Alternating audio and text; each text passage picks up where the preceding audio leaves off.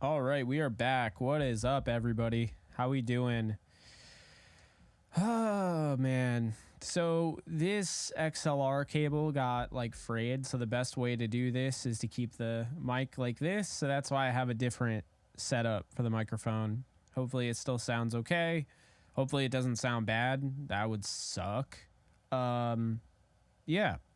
Try not to move it as much. Anyway, so yeah. The Rams are about to make a lot of moves. They already made a few, none of which really surprised me. Before we get into it, be sure to like, subscribe, comment, and follow. Obviously, if you're on Kick, be sure to follow on Kick. If you're on YouTube, be sure to hit the subscribe button. We are almost at 19,000, so pretty awesome stuff there. But yeah, it looks like I never switched the thumbnail, so I'm sure some of you are confused that I have the same thumbnail as the one for Dotson.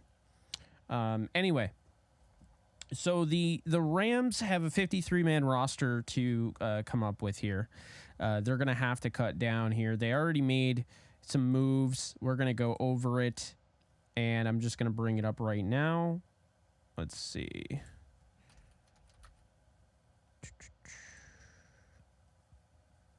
Okay. So the Rams have waived no recall.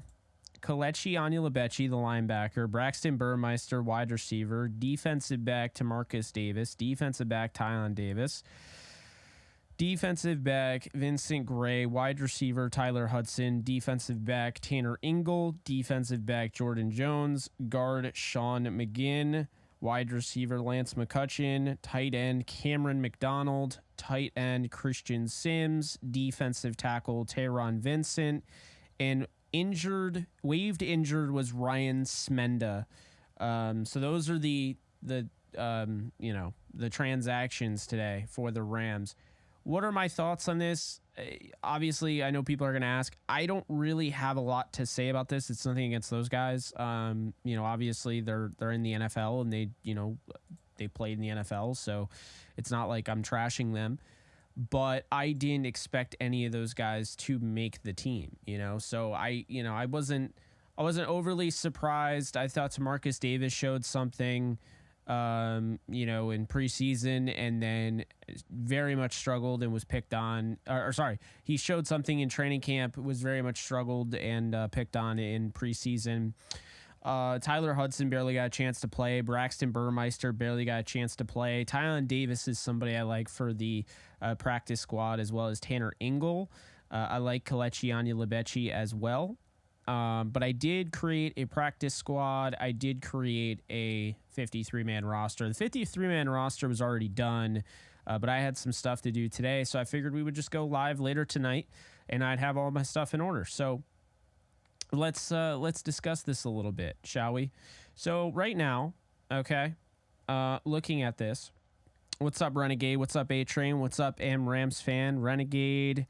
I just want to say hi to everybody before I go on a spiel here.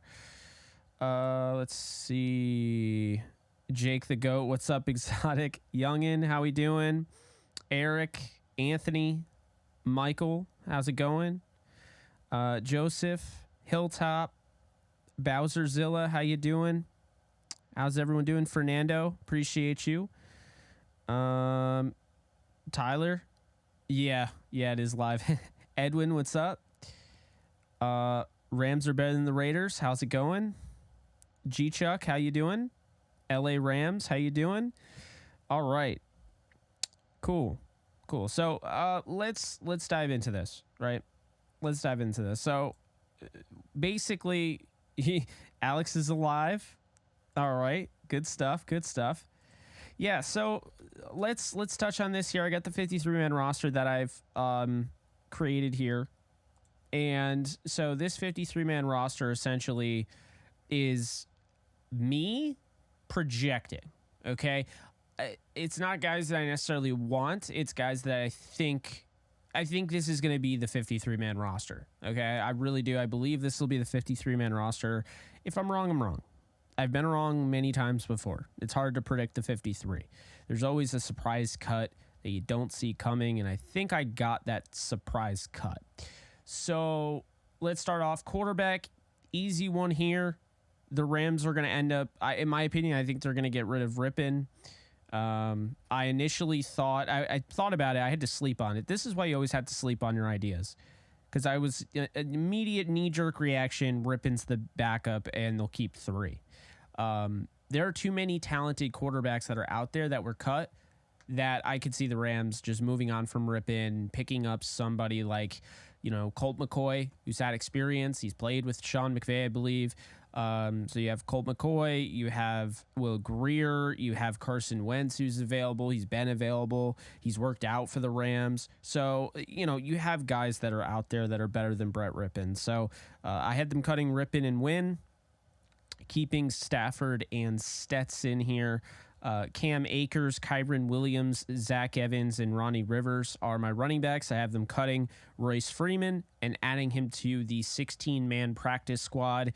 And likely what we're going to see is that Zach Evans, at least in my opinion, okay, Zach Evans is going to be on the pine to start it off, okay? He's going to be a healthy scratch for the majority of the season. They're keeping him strictly because of the future, okay? One sec. Ah, that tastes good. Any of that. Okay. So that's the thing here, is that Zach Evans is probably, they're just keeping Zach Evans. The long-term potential, there you go. Royce Freeman is one of those guys that can get basically taken off the practice squad and added to the active roster on game days. Called up, if you will. So I think that's what they intend to do with his pass protection ability. So that's what I see there. The wide receivers currently left on the roster, you have Xavier Smith, Austin Trammell, Tyler Johnson, Demarcus Robinson, and then Cooper Kupp, Ben Skoranek, Tutu Atwell, Van Jefferson, Puka Nacua. So this was tough for me. I decided to go with 6. I would love to keep Tyler Johnson. I don't think Tyler Johnson did enough in preseason to justify. And keep in mind, they see it in practice. So I'm not trying to say, I'm not trying to be the guy that's like, oh, preseason. Okay, I know that they see it in practice. They do what they will in practice. I get that, right? Here's the reason why preseason matters so much to whether or not a guy is kept. Because if he were to ball out and go for 100 yards every night, and do what McCutchen did last year, the Rams wouldn't be able to keep him. The Rams would not be able to keep him. And what I mean by that is if you cut a guy like Tyler Johnson, based on his preseason, you might get a couple teams that are interested in that first game, but he didn't blow up in preseason, and they're not seeing the practices. So with that said, Tyler Johnson seems attainable, right? To bring back onto the practice squad, whereas last year they were dealt a tough hand. They really weren't in position to bring in another receiver and Lance McCutchen onto the 53. They had other needs, as we saw, but they decided to do that because Lance McCutchen had such a good preseason that he forced their hand. I don't feel like anybody has really done that. That was on the brink of getting cut. So with that said, I think Tyler Johnson gets cut here. I think they choose Demarcus Robinson and they go with 6 wide receivers, Cooper Kupp, Van Jefferson, Tutu Atwell, Puka Nacua, Ben Skoranek, and Demarcus Robinson in order. I think that is going to be your wide receiver crop. They'll try to bring back Tyler Johnson. It is not a guarantee. Okay. The Jets just, they lost Corey Davis to retirement. I could see the Jets getting involved here and picking up Tyler Johnson off of waivers. Teams know who he is. He played in the playoffs. Tom Brady was throwing to him in the playoffs. This is a guy that people know who he is. Tight ends, okay? I wouldn't keep Hunter Long. I'm telling you right now, they're keeping Hunter Long, okay? They're keeping Hunter Long. They got rid of, we talked about the other 2 guys. They still have Nikola Kalanick. I don't think he makes the team, so I think it's going to be Tyler Higbee, Bryson Hopkins, Davis Allen, the rookie, and Hunter Long. That is on my 53-man roster. It's that simple. I don't have anybody on the practice squad. I think if they keep 4 tight ends, they don't need to keep anybody on the practice squad. for the tight end position. Okay, offensive line. This is where it gets a little interesting, right? So my initial thoughts, I had Zach Thomas making the roster. I thought Zach Thomas had a nice preseason performance. A lot of production there. I liked his tape. Whitworth mentioned it. Andrew Siciliano mentioned it. Zach Thomas had a good camp. He had a good preseason. The problem is the Rams yesterday, as we discussed, made a move to acquire the rights to Kevin Dotson. Dotson has played 30 games in the NFL, started 30 games. He started all 17 for the Pittsburgh Steelers last year. They did go and they changed their blocking schemes up a little bit. He's no longer a fit, so the Rams went and got him. Does it add depth? Yes, but you also get a potential starter in him. It might take some time, but Dotson could be starting down the road. Because of this, you no longer feel pressured to have to keep Zach Thomas in hopes of make sure, he doesn't get claimed. I think Zach Thomas makes it through waivers. I think they put him on the practice squad. I think he's got a chance to play in some games this year if there's any injuries, knock on wood. I think Zach Thomas was probably going to make the roster, and then things changed, and Kevin Dotson comes in the picture. So there's a chance they still keep guys. I have them keeping 10. I had them initially keeping 11. Wouldn't be surprised if they kept Zach Thomas, but it's going to be tough. It's going to be tough to keep everybody. I don't have them keeping our Curry either. I have them keeping Alaric Jackson, Steve Avila, Coleman Shelton, Tremaine Ankrum, and Rob Havenstein. That is my starting 5 for you. I have Kevin Dotson, Joe Noteboom, Brian Allen, Logan Bruss, and Warren McClendon to wrap that up. So our Curry practice squad, I think he can make it through, 7th round pick. This is the whole... everyone's talking about this right now, okay? What I've heard, and I'm not reporting this as like it's a fact, but what I've heard, and that's why not the only reason you guys come in here, but I have a little bit going on. I know some people, and they tell me things, and we've already reported some news on the live streams before. But I've heard that Logan Bruss is not getting cut. He's not that's what I've heard. It does not. There's not a sense right now that they're moving on from him. Does that mean they won't move on from him? Does that mean they won't change their mind? No, it doesn't mean that at all. But as of right now, they are not moving on from Logan Bruss. From what I'm gathering is they're not moving on from him. And let me just be very clear here. Moving on from Logan Bruss would be a waste of a 3rd round pick last year in a season where he tore his ACL, was playing guard. So he's playing out of his natural position at tackle. And then you have him come back, and he's still at guard, and you find out halfway through training camp, you know what? Maybe we should make him a tackle. So they make him a tackle, and now for the first time in a year, he's playing football again. And this guy's just happy to be out there, because what we fail to realize as people is that these players, when they get hurt, we just see torn ACL, done for the year. Okay, I'll see him next year. It sucks. I'll see him next year. What we don't think about is the mentality, the grueling nature of what Logan Bruss is going to have to go through. He can't develop. He's not going to get any better. This goes back to the thing I've been saying about Cam Akers. Cam Akers wasn't allowed to get better. He wasn't allowed to work on his pass pro. He wasn't allowed to work on he wasn't able to get better because he was rehabbing, like crazy rehab, to come back from a torn Achilles the same exact calendar season. Okay. Logan Bruss has been rehabbing an ACL tear. I don't have to tell you how extensive an ACL tear is. He wasn't able to be a rookie last year. This is his rookie season, and you do not need him on this roster to start. So why worry? Why worry about saving? Because I've seen that argument. Why would you keep a guy who is just because he's a 3rd round pick when you have a 7th rounder in our Curry who's playing better? Why would you get rid of our Curry? Because who's likely going to pick up our Curry? Do you think he's worth a 7th rounder? No. He was a 7th round pick last year. As soon as you drive the car off the lot, it depreciates, right? Well, A.J. Arcuri has been driven off the lot. He is a 7th rounder where right now the only team that's going to be interested in him, because he hasn't done anything yet in his career, it's just a bunch of, he could. There's not, he is. The Rams know he's most likely to be retained. He's the most likely. They can pick him up. They can add him to the practice squad.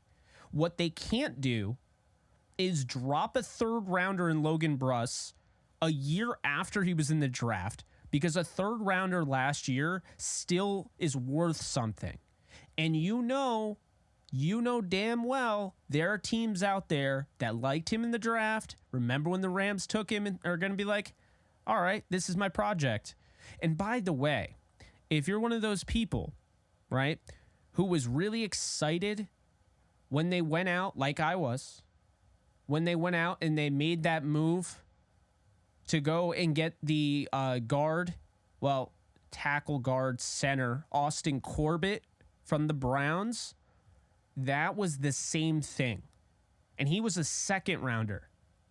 The Browns had Austin Corbett, and they were like, you know what? We're done. Who needs to develop him? Who needs to develop? We're done. The Rams traded a few really low picks, and they got a 2nd round talent, and he played up to that 2nd round potential. The problem is this culture that we live in, it's if you don't get immediate results, you're done. We saw it with Trey Lance. We're seeing it now with Logan Bruss. Let Logan Bruss develop. He tore his ACL. He didn't play in the regular season. He only played in preseason. He's not going to clear waivers. He's not. He'd get claimed.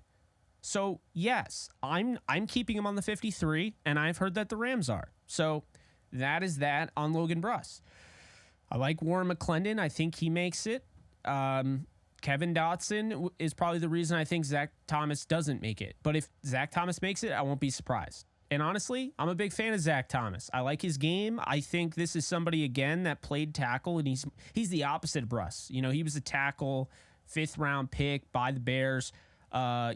He moves to guard. He seems more confident there. Almost like a, he's a little bit like Chandler Brewer in a sense. That's what he kind of reminds me of. So I feel like they have a good player in that can come off the practice squad. No one's going to go and claim him. However, you are going to have somebody go and claim Logan Bruss, because why not? Why would you not?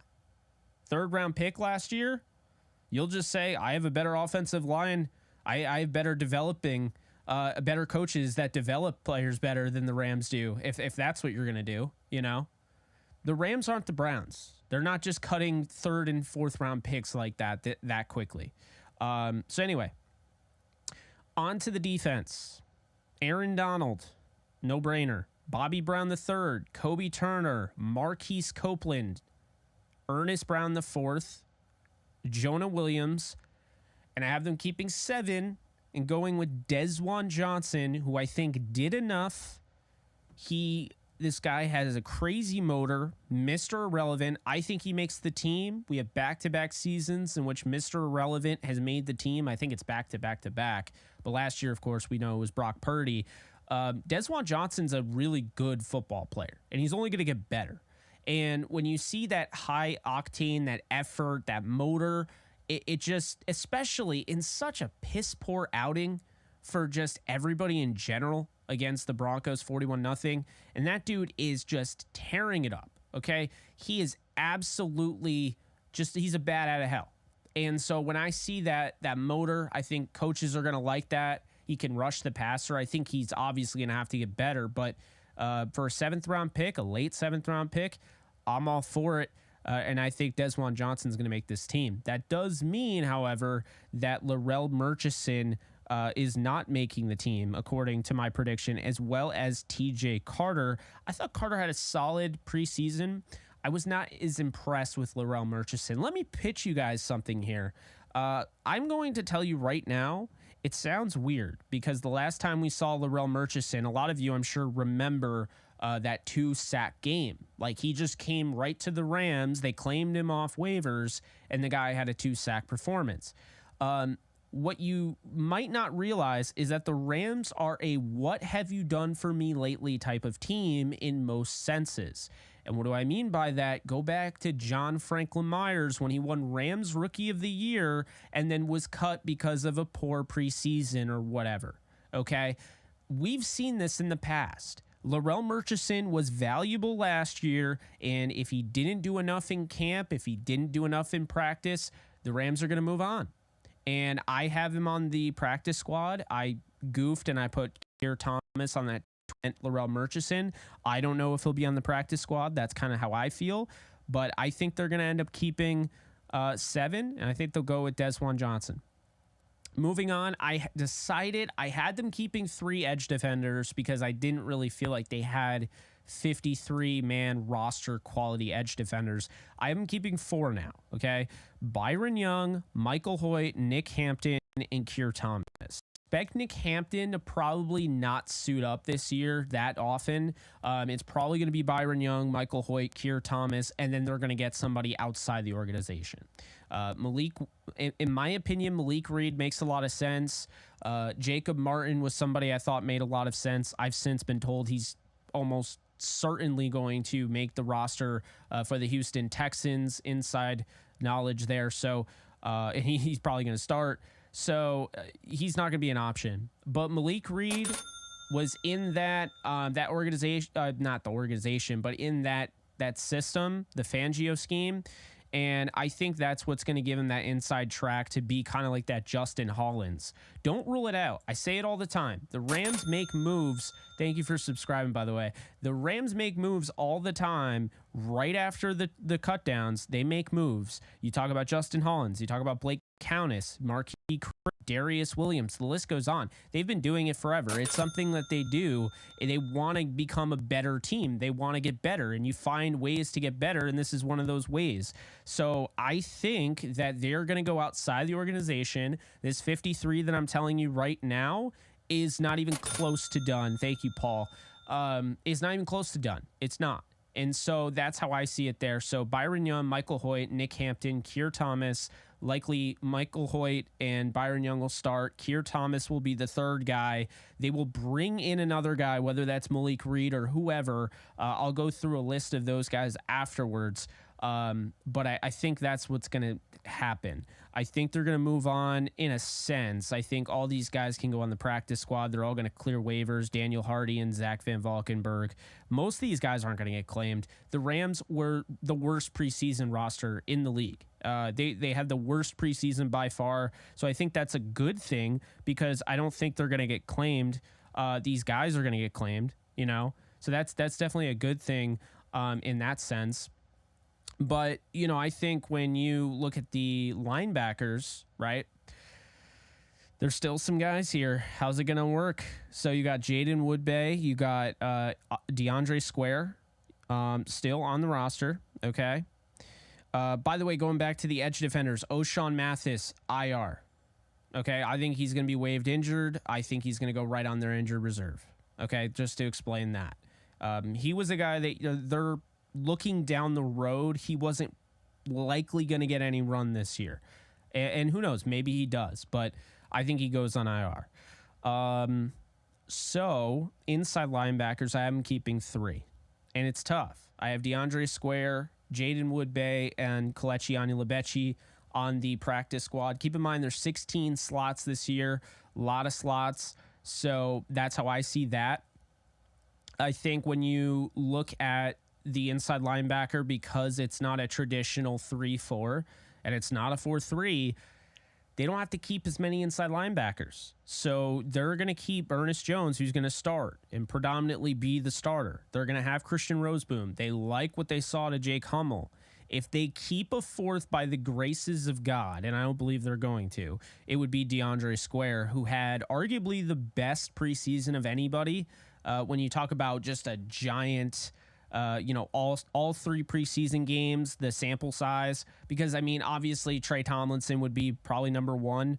Ronnie Rivers would be up there as well, but those guys didn't play as long as DeAndre Square. So, you know, he definitely has an inside track to make the team or make another 53-man roster. That's the one guy I could see getting plucked.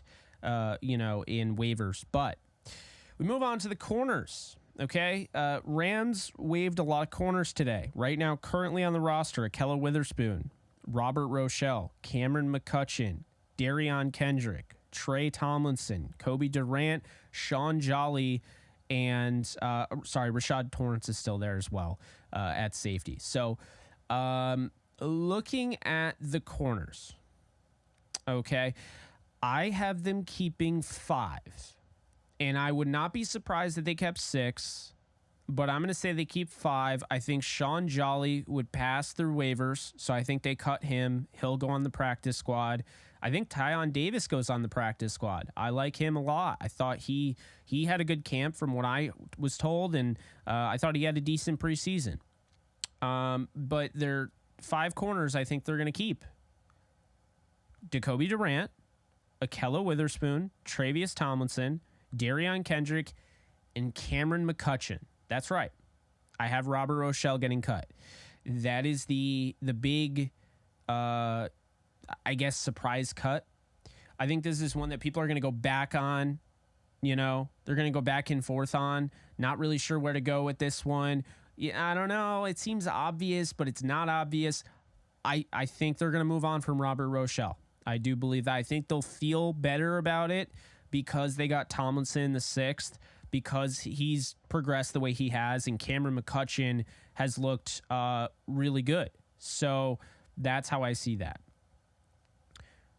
Safeties, I have them keeping 5. I can't tell you how many times I went back and forth with Jason Taylor the 2nd, but I think you know who I'm going to go with. The safeties, John Johnson the 3rd, Jordan Fuller, Quentin Lake, Russ Yeast, and Jason Taylor the 2nd.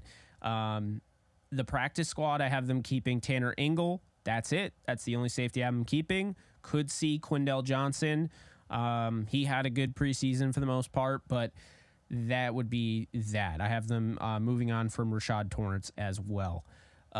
Special teams, I have them keeping Tanner Brown, Ethan Evans, and Alex Ward. That means there are some UDFAs that will make this roster. Cameron McCutcheon, Tanner Brown, Ethan Evans, Alex Ward, and I believe that is it.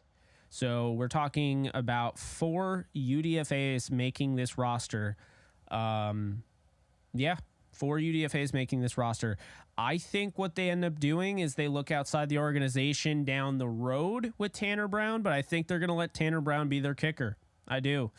That's how I see it. So, yeah, I know Engel got cut. I have him on the practice squad.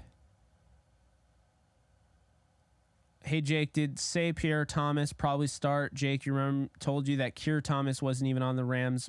Remember what you said when I told you we'll see about that. Yes, so you said Pierre Thomas. That was my issue.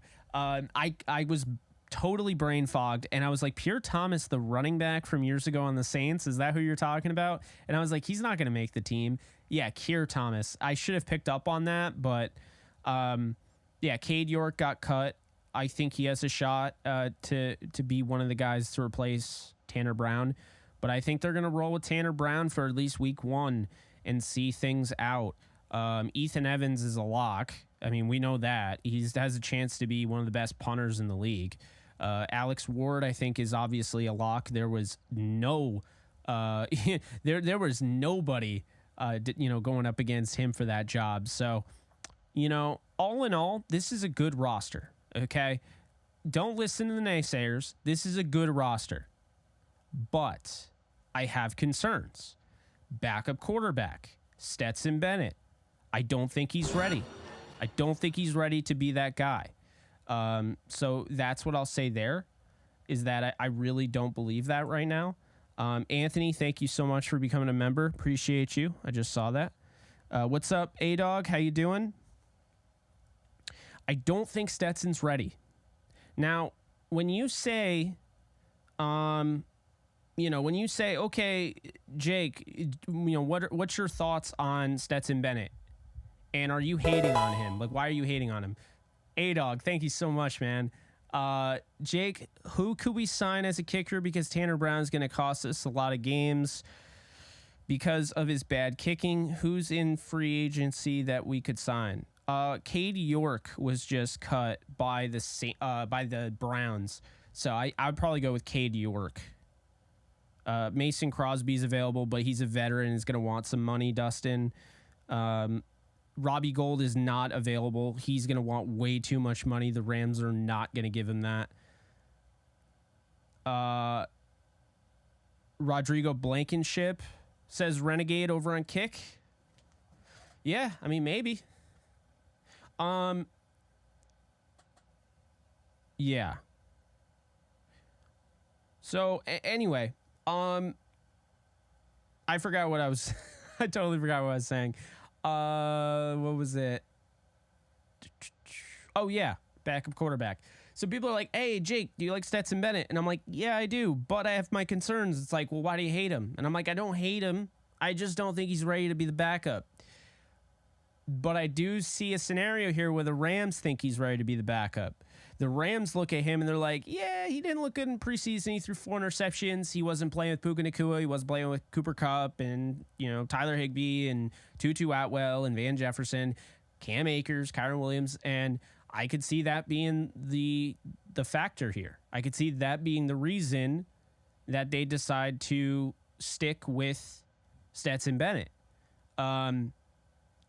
With that said, there's a little interesting thing they can do with Stetson Bennett. And what I think the interesting thing is that, and I'm not saying I would advise for this, although I wouldn't be against it, but I'd be advocating more towards Carson Wentz, Colt McCoy, getting a veteran guy who can win some football games in this league. But guys, I'm telling you right now, John Wolford was cut by the Tampa Bay Buccaneers today.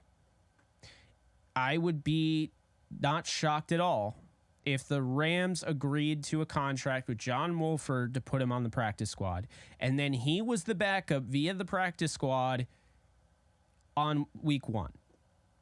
And the reason I think that, think about it. If you want to make a big time move, like a move that somebody can play if necessary, you want to go out and get a backup quarterback that can play right away, picking up the offense and all of that, you're going to get somebody that knows the system. You're going to get either John Wolford or you're going to sign Bryce Perkins, right? Or you're going to keep Rippon. But in my opinion, John Wolford is better than Brett Rippon. And you can say what you will about Wolford, but I think he was injured almost the entire year last year. I don't think he was fully healthy. I'm not saying he's great, but his preseason hasn't been half bad.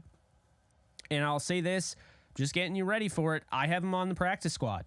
I have him making the practice squad of the Rams. I think when you look at it, John Wolford is probably their best option in their eyes. This is not a team that's flashy about this type of stuff. They're not going to go out and get Will Grier as much as I'd like it. They're probably not going to go and get Nathan Rourke as much as I'd like it. They're not the type of team to trade for Trey Lance. They're the type of team, for whatever reason, Sean McVay has 6'3" Matthew Stafford. He had 6'5" Jared Goff, but he loves the shorter, nimble guys as the backups. Stetson Bennett. Bryce Perkins wasn't like short, but and John Wolford. And so I think that Wolford is going to be the guy. And I think Bennett will be a healthy, because of the 3 quarterback rule, I think they'll just keep him active and they'll have John Wolford as the backup week 1. And again, I'm not saying this is a 100% guarantee, but this is my projection. Okay. Taking a shot in the dark here. He doesn't make the 53, but John Wolford signs with the Rams on the practice squad. There were talks about him being on the coaching staff. Okay. This team still likes John. Okay. Les needs Sean McVay like John Wolford. So there's definitely a chance that he is back with the Rams. I'm not saying it's 100%, but I think there's definitely a chance. It does take care of that. And I will admit, I do feel a little bit better about the backup situation in LA if they go and get Wolford, whereas if they just stick with Rippon or they get nobody. Okay. Now, with that being said, who would I go with? I'm going with the guy that's thrown 22 yards in this league, over 150 touchdowns, fewer than 70 interceptions, and has started over 90 games. I'm going to go with Carson Wentz. That's what I'm going to do. I'm going to go with a guy that's, proven he can win games in the NFL. Is he great right now? Probably not. But as a backup, he's probably one of the best backup quarterbacks in football. And my thinking here, first off, I'll just say this. I shouldn't have to talk up Carson Wentz as the backup. Because if I'm talking up Carson Wentz as a backup, then I'm talking him up to people who just don't like him because of his person. And I don't think he's that bad of a person. He hunts bears. I don't love the poaching, okay? He hunts bears for sport, whatever. His political beliefs, I don't care. Again, I'm not TMZ. I don't care about that. I only care about football. If we get really, really serious like Deshaun Watson, then I care. Then it's a concern because it affects the football. And it's an ethical thing. But it's not that. Carson Wentz is one of the backup options in the league, and you could get him right now for cheap. He's going to cost $2 million tops. Dustin, Wentz is not that controversial. People don't like him because he's spoken on politics that they don't like. People don't like him because he's a hunter, and people don't always like people that hunt. And people don't like him because the media poisoned him against a lot of people, which I'll say this right now. Okay, I looked into that. Carson Wentz this, Carson Wentz that. Oh, he's a bad locker room guy. He's a locker room cancer. Oh, well, why is Jonathan Allen coming out and defending him? Why is, there are all sorts of teammates have come out and defended him. But the problem is the media, and when I say the media, I don't mean just anybody in the media. I don't mean just, I'm not saying NFL Network. But I'm talking about the people that just literally just want to gobble up trash and, regurgitate it onto a sheet of paper and then get everybody to tweet about it.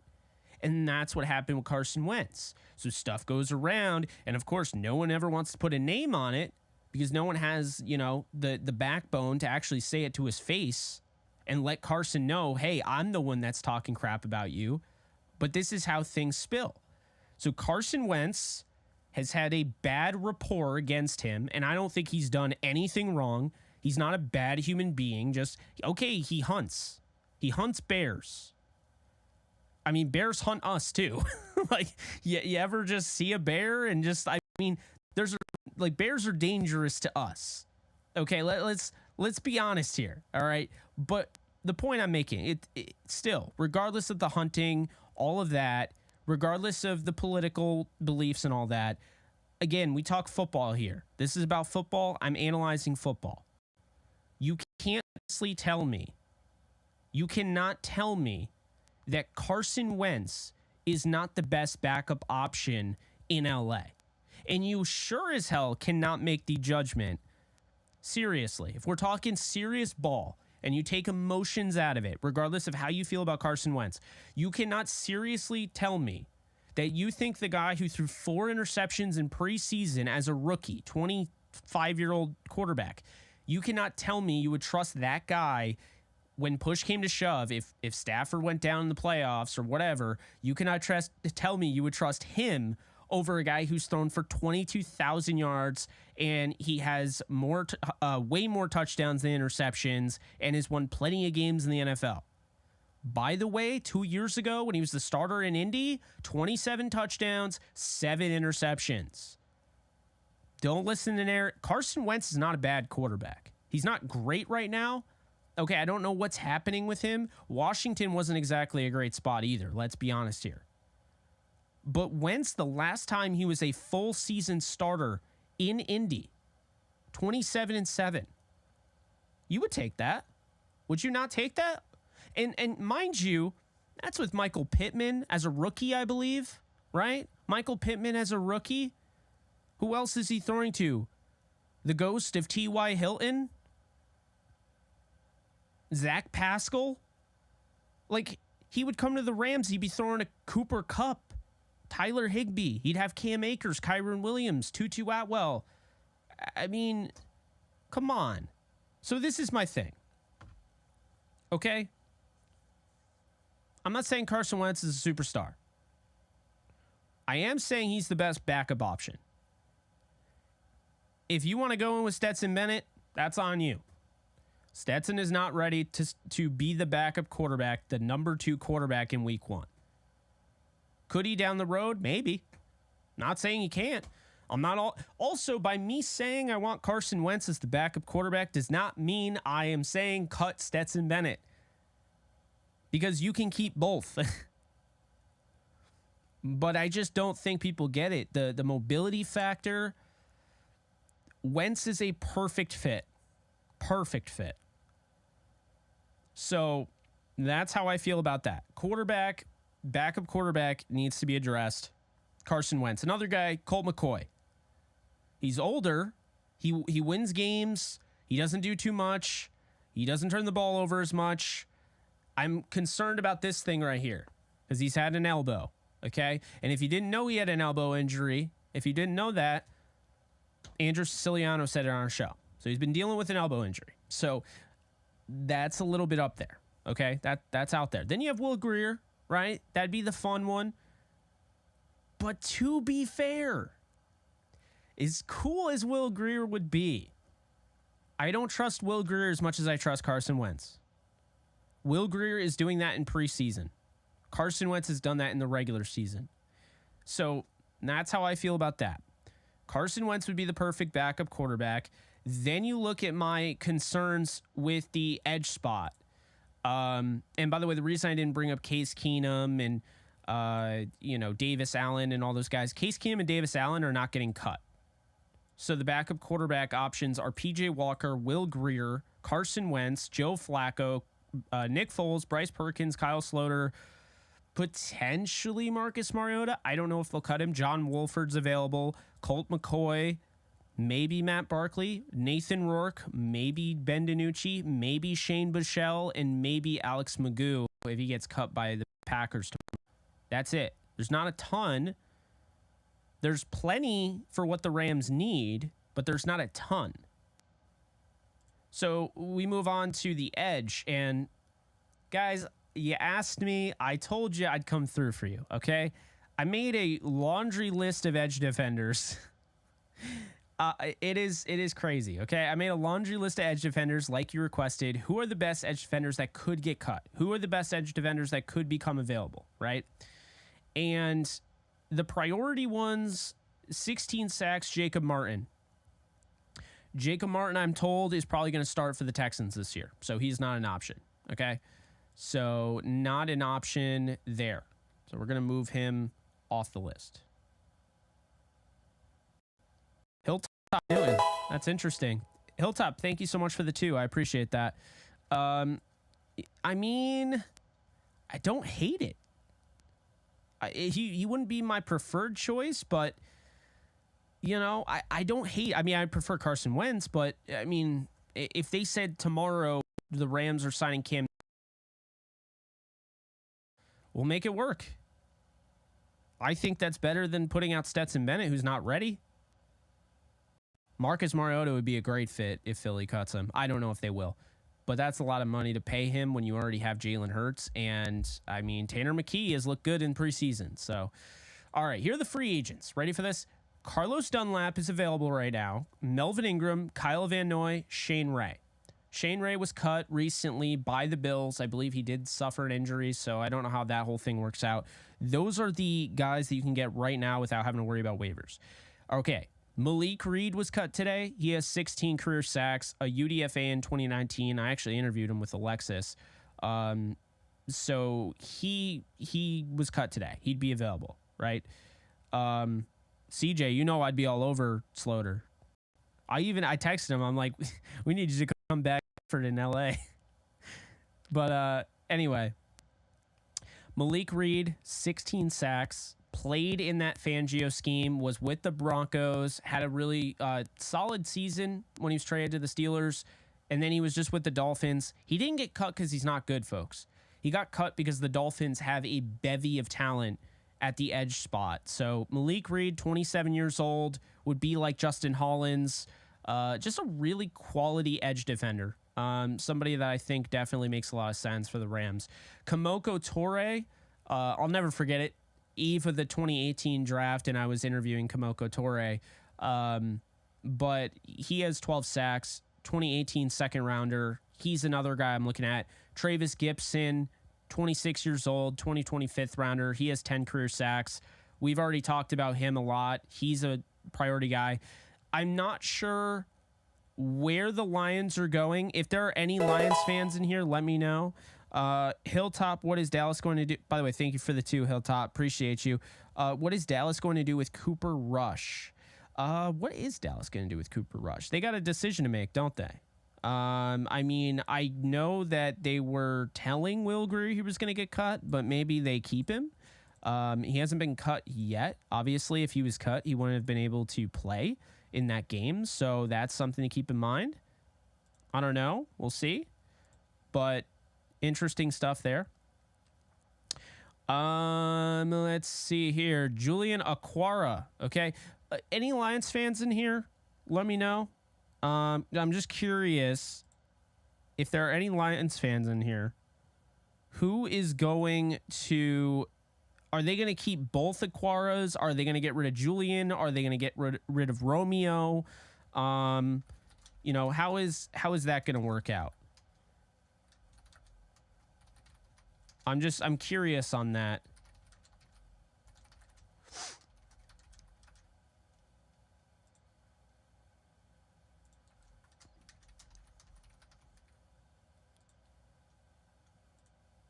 Anything? I have Julian getting cut.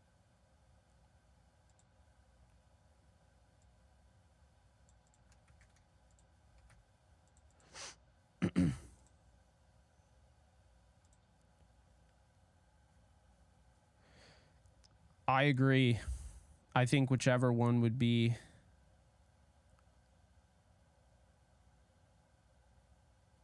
I mean, Rush would be better than Bennett, but I don't think the Cowboys want to get rid of him. So I'm going to say Aquara. I'm going to say Aquara gets cut. Julian Aquara, we'll say, becomes available. 25 years old, 2020 third rounder, 7 sacks in his career. I think the Rams would be interested in that. O'Shane Ximines from the Giants is an interesting one here. 6.5 sacks for his career, 26 years old, 2019 third rounder.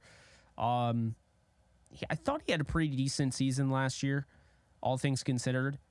Kayvon Chason is like the big dice roll. And not really, because if he gets cut, then that would be it. But I actually think there's a chance Kayvon Chason gets cut by the Jaguars. If you think about it, he only has 3 sacks for his career. He was the first round pick, the first round pick the Rams had given up in the Jalen Ramsey trade to Jacksonville. Okay, 24 years old, 2020 first rounder. Hasn't really made much of an impact. Could it be that Kayvon Chason isn't that good? That's potential. But also, could it be that they have way too many guys in that edge room for him to make a statement? Go out, you get Trayvon Walker. You go out and you have Josh Allen. I mean, they have plenty of talent. He might have just gotten buried. So if that's the case, you know, do you go and try to claim him? And I mean, Kayvon Chason is a big name. He hasn't really done anything, but you know, 2020 first round pick, he's still got some value. Could be a trade. I don't know what you guys would think about him, but you know, I put him on here as a priority potential cut option. Then you have other cut options. Kingsley Jonathan, who kicked ass in the CFL. He was actually a first overall pick for the CFL draft in 2022. 25-year-old, the Bills like. There might not be enough room for him, though. It really depends on who they end up keeping. Ronnie Perkins sounds like he's on the outside looking in. 2021 third rounder from New England. You know, he could be an interesting one. Maybe you'd see if you can develop him at all. Lonnie Phelps from Kansas, 23-year-old UDFA.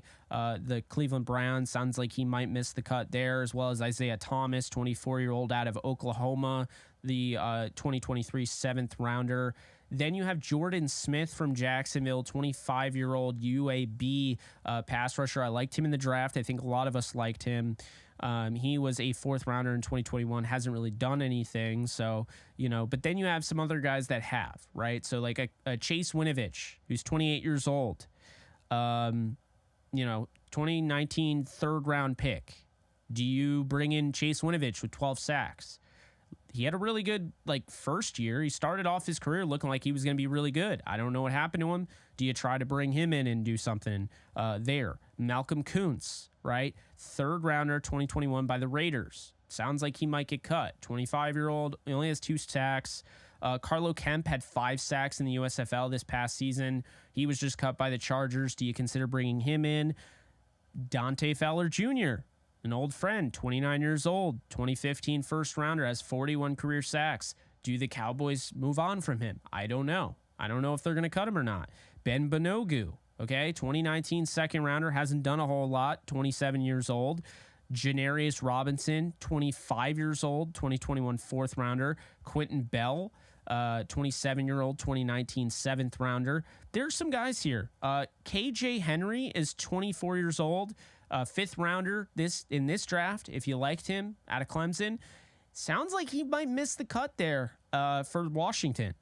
Would you go out and maybe get a draft pick there, like a free draft pick, and just claim a guy like KJ Henry?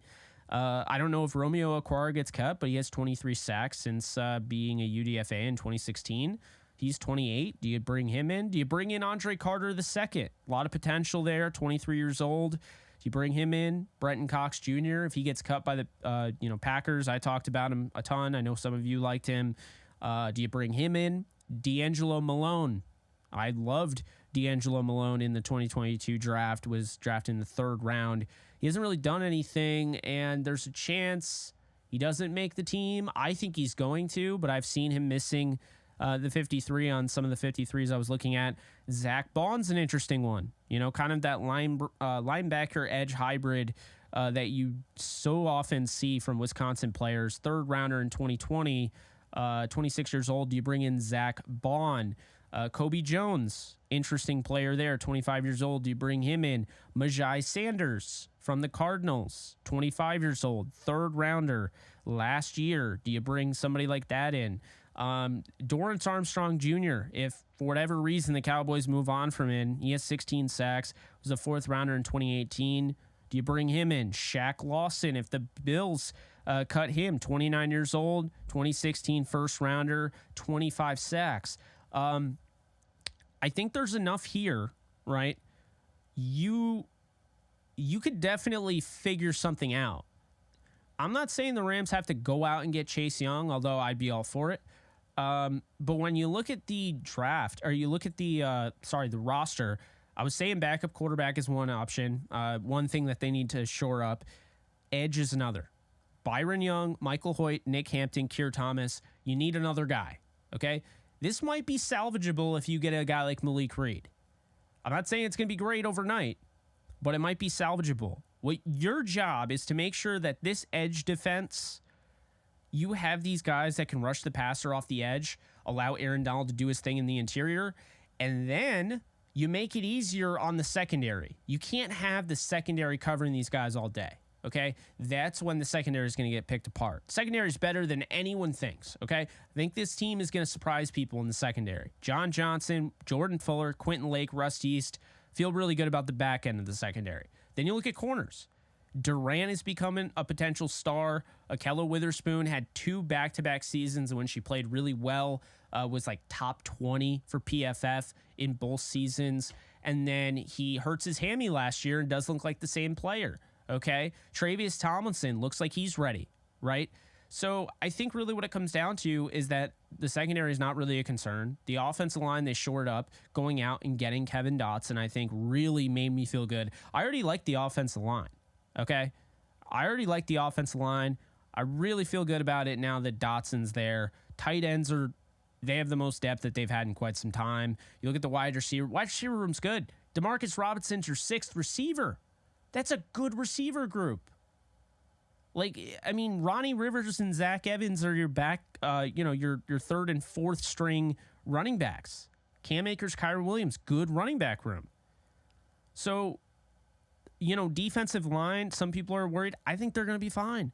I think this team is going to be fine, but they need to focus on quarterback, backup quarterback, edge defense, and special teams. They have to consider going after a guy like Cade York, a guy like Blankenship, and get another kicker.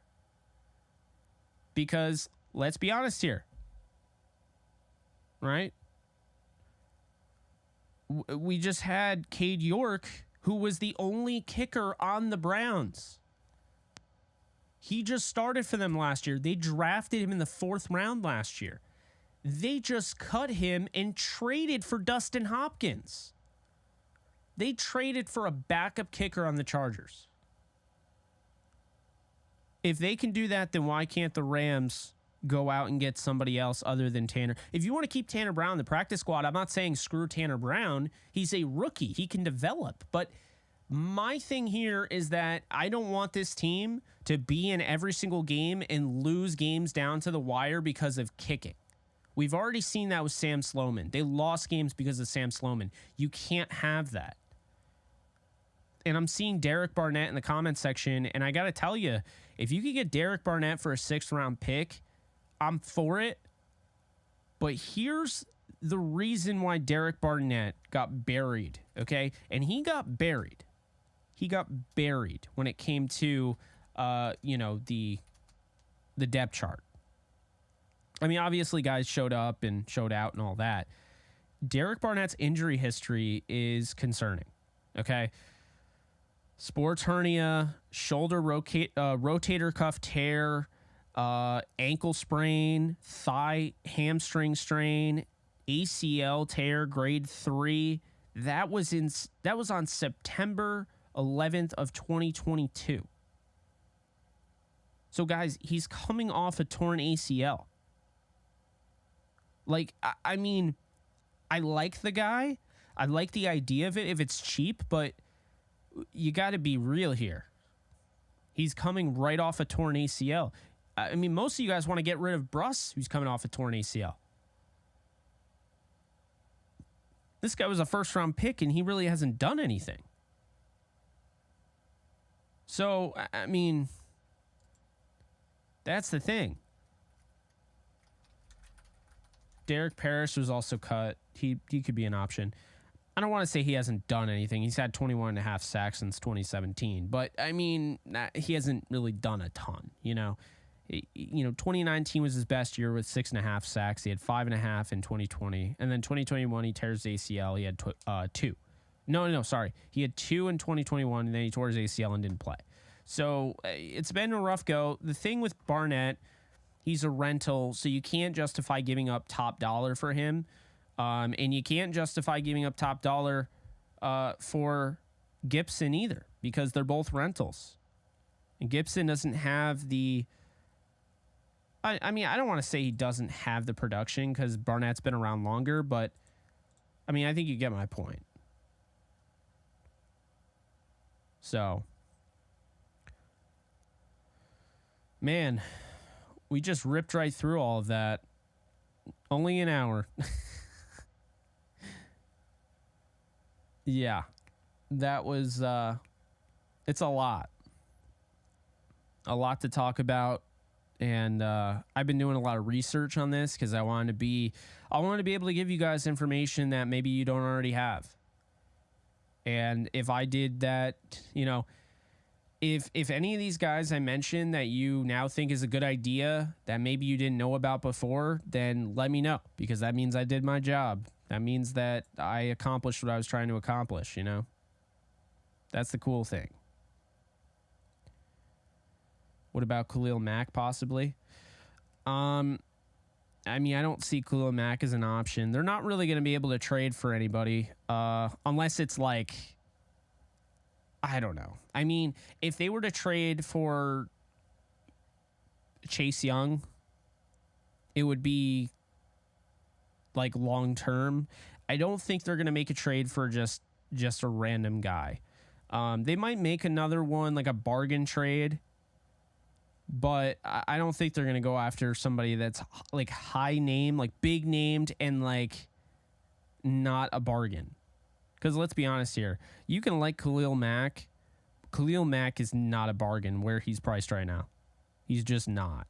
So that is the main concern there, I would say.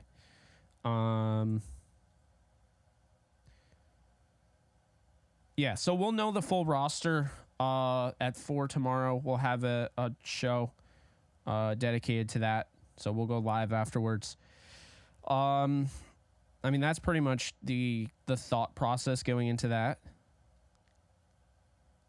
we can expect that tomorrow.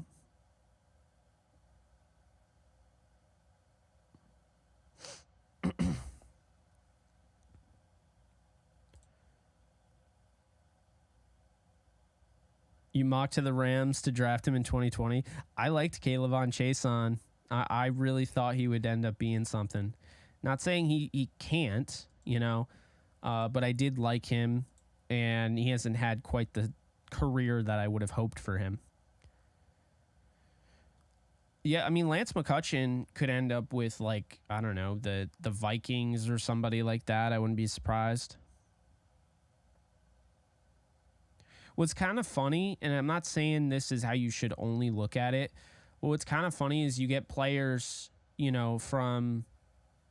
Well, so for instance, right, before I just ramble on, if you have players from Fangio scheme or Brandon Staley or, somebody like that, Evero, then those guys in some capacity can play what the Rams are playing, right? Play that defense, be in that defense, be a scheme fit. And so, I mean, look, that's something that, we should be looking at. Broth, thank you so much for the follow on Kick. Appreciate it. I don't know why I said it like that, but we're at 546. By the way, if you guys haven't already, be sure to follow me on Kick. And I am going to, at 600 followers, I'm going to be doing a film breakdown of your new Rams offensive guard, Kevin Dotson. So we'll look at all of the film. We'll break down his plays and what he is, what he does well, what he doesn't do well. So all you have to do is sign up. It takes 30 seconds. Go over and sign up on kick.com. I'm there every night. Wednesday, if you want to get a hold of me, and it's going to be a little difficult, right? It's going to be a little difficult because I'm doing a 24-hour stream. So I think I'm just going to have to, while I'm streaming on Kick, then eventually go on YouTube. While I'm on Kick somehow, so I'll have to figure that out. But we're going ham on the 24-hour stream on Kick on Wednesday. So we'll see. We'll see what the Rams do. Should be a lot of stuff going on. Hey, I'm all in, man. 24-hour stream. Scoot, you might not be wrong. I mean, we'll see. I don't know. That I landed wherever I was, the capital. I hated that. That was torture. Gaming tonight. Yes, I will be gaming tonight. Yeah, you could definitely expect that. I can't believe, guys. Everyone drop an F in the chat for Lawrence Barreras, my guy. He was texting me while I was at the game. Like, if you think it was painful doing a watch party, although it wasn't because I had you guys, it still was, but you guys made it better. If you think it was painful watching that, Lawrence was there. My guy was in the stands at the Broncos-Rams preseason game. Everyone drop an F in the chat right now for Lawrence. It is front row Rams sideline. Oh my God. It is a sad day. But Lawrence, you're alive, right? You have your health. You're here, right? So that's great. We love that. We love that you're alive.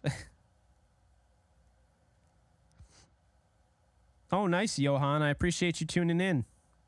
How was your first day of college?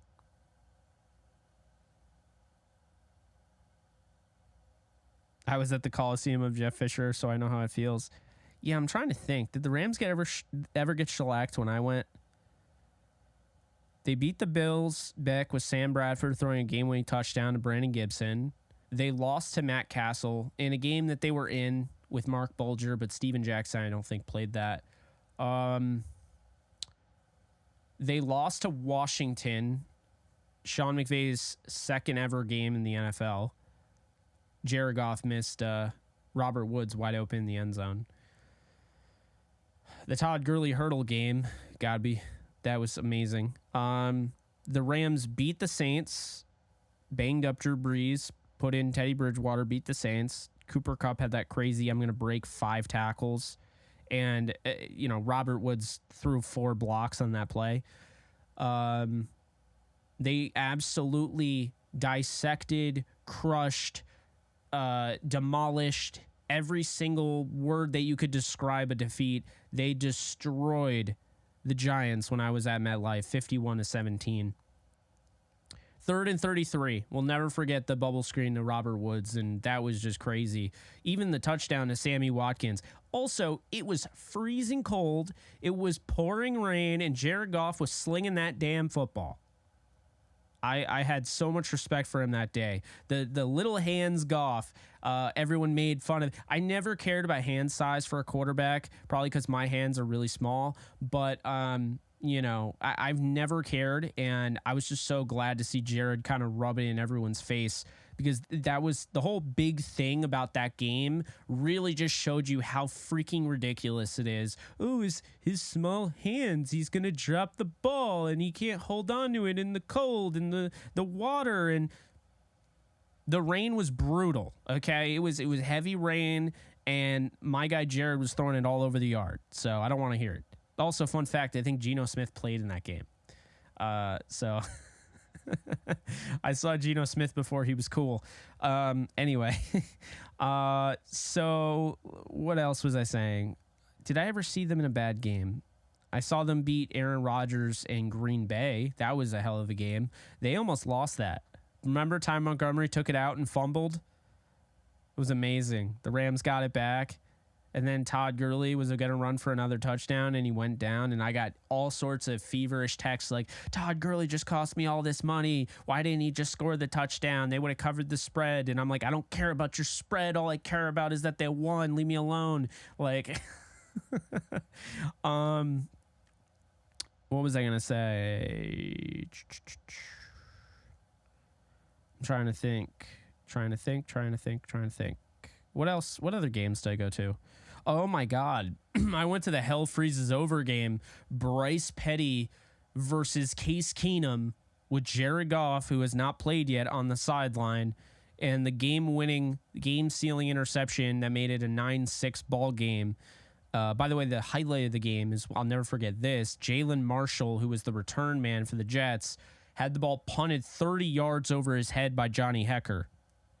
And we were sitting in like Jetsville. There was no Rams fans anywhere near where I was sitting.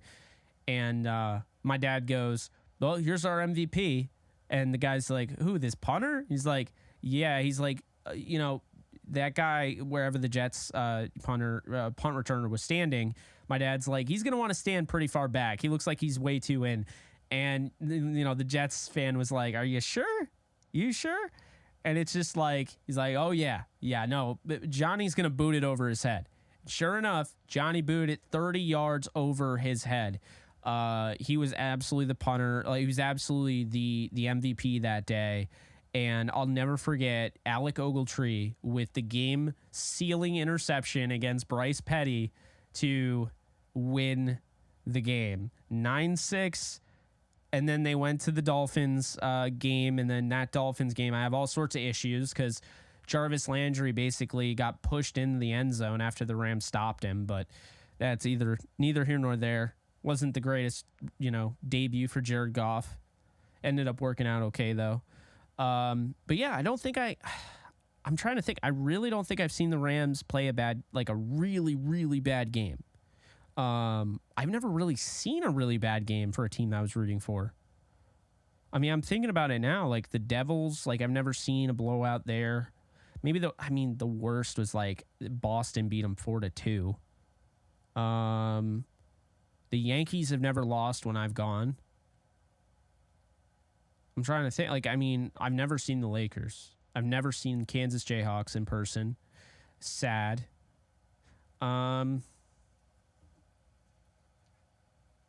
Yeah, I've never seen like a blowout where my team got shell-shocked, shellacked, blown up, made a mockery of. I've never seen that.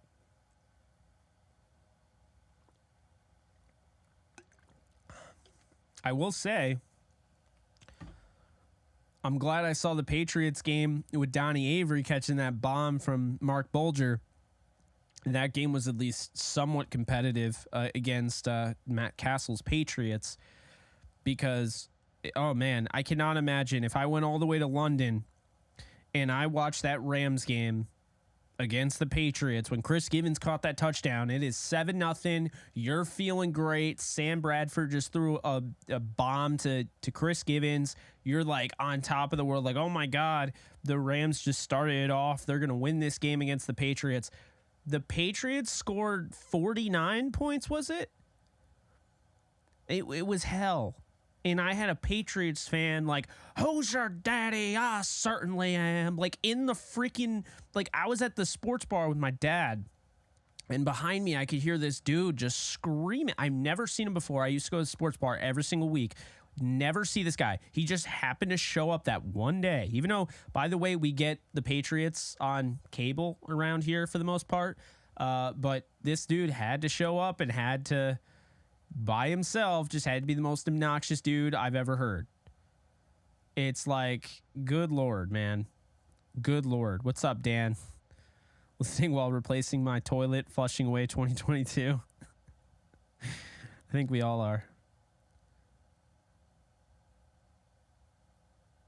Yeah, well, isn't it funny? I mean, I got all these stories. I'm sure you got all these stories. Even though the Rams were 5-12 last year, okay, I'm still called a bandwagon. Does anybody deal with that? I was bullied for being a Rams fan in my high school, in my middle school, okay? I had friends and I had not friends bully me for wearing a Robert Quinn jersey to school right after he was drafted, all sorts of stuff. And now I'm getting told that I'm a bandwagon fan. Like I was told, like a Rams fan told me that the other day, and I'm like, what? Like I still to this day remember when Scott Covington had to start a Rams game. Scott Covington, look him up. Like, bruh. Also, I'm in New York. I've been watching horrible football for years. Now that they're good, give me a break. And I mean, you know, the 5-12 season, you know, but yeah, I don't know. And also, I think people care too much about the whole bandwagon thing. I mean, I've said this so many times as a creator, as somebody that needs to have consumers consuming my content, fans, audience, whatever, viewers. Why do I give a crap? Why do I care when you started caring about the Rams? When you started caring about the NFL? I do not give a rip. I don't care. If you're a Rams fan and I'm making Rams content, I'm making the content for you. If you're a football fan and I'm making football content, I'm making that for you. Does not matter when you became a fan, because I'll say this, it all evens out. The people who have been fans for a long time, the people who are diehard fans get to appreciate it more than the people who are not. It's that simple. You can't fake heartstrings. You can't fake being a diehard. It's not possible. Because when you're a diehard, it's the moments where it's fourth down, you're looking at the clock, it's getting closer, and you're hoping that they're going to punt, and then they call a timeout, and now you're like, oh my God, it's 4th and 1. If they go for it and they make it, there's 2 minutes left, the game's over. Like, you're getting throbbing pains in your chest. That is what being a fan is about. Okay? Like, bandwagon fans, you can't fake that. So that's why it's like, I'm not going to be offended by a bandwagon fan. I say the more the merrier. Let's bring them all on. You know? But at the same time, it's like, I can enjoy something because, I mean, it's going to be the same thing with like the Kansas Jayhawks. I think there's going to be a lot of people that jump on the bandwagon this year because they're going to be a fun story. They were a fun story last year, but they're going to be a really fun story this year as long as Jalen stays healthy. They were 5-0 with Jalen, and they should have beat TCU if he doesn't get hurt. But, you know, I'm just going to say that right now. Like, I've been following this team. I watched every Kansas game when they lost every single game. They literally didn't win a game. I've been following this team for years. People don't know it because I don't go crazy about Kansas, like Kansas football. Although I have recently. I think the last 3 years I, started tweeting about it more. But I just think like the whole diehard aspect of it, it's like people are going to hop on the Kansas bandwagon this year. They're going to want to see somebody different in the Big 12, take down Texas, Oklahoma, etc. And I'm going to be there enjoying it because it's going to feel way more important to me because of like the stuff that I went through as a fan than it is to somebody who's just jumping on the bandwagon, because they'll get that moment in time where it's like, yes, Kansas won. This is so cool. And then the next day, their day is the way it is. For me, I'm going to be reliving that. I might even rewatch the game. Like, that's the difference is that. And like, you have those people in the Super Bowl that picked their team, all those people that wanted Joe Burrow to win a Super Bowl because he was freaking cool, right? You had all those people that wanted Joe Burrow and the Bengals to win. Well, if the Bengals won that Super Bowl, they would have been like, this is cool. But, I mean, push comes to shove, 2 weeks later, do they care? No. The diehards care. Just like the Rams. I feel like nobody jumps on the Rams bandwagon, though. I feel like nobody jumps on the Rams bandwagon in the Super Bowl because for whatever reason, the Rams should have had the bandwagon in 53, and people were so butthurt about how they got there against the Saints that they were literally rooting for the Patriots, okay? They were rooting for the Patriots. How do you root for the Patriots? How do you root for the dynasty? You should be rooting for the David versus Goliath, even though the Goliath were the Rams and the David in that sense were the Patriots. You think the Patriots win that series? If they play that 10 times, the Rams win that 8 out of 10 times. I'll give the Patriots 2 wins. I think Sean McVay overprepared. He, thought things over. He was way too, combative of his own mind. And I think he cost him. That's what my God, honest truth, I believe that. And I do not hold it against McVay because that was part of the learning. That was part of the growing. Hell yeah, G. Rock chalk, let's go. I love that. I don't know, it makes me feel good anytime I hear rock chalk. I don't know, man. Kansas just feels like the good guys. I don't know. Like, I'm not saying the Rams don't, but this is like Kansas football. Like, I don't know. Like, they've been bad for so long. Well, I mean, McVay hurt them. Goff hurt them. The referees hurt them, calling the phantom hold on John Sullivan to take back Todd Gurley's run. They were tied 3-3. That hurt them. Not calling the Stephon Gilmore hold, and then later on apologizing and be like, actually, we missed the big time call that decided the game. But I hope the apology suffices as the Patriots are celebrating with their Lombardi trophy. Anyway, yeah. Man, we go off on a tangent on here, don't we? It's pretty crazy when you think about it.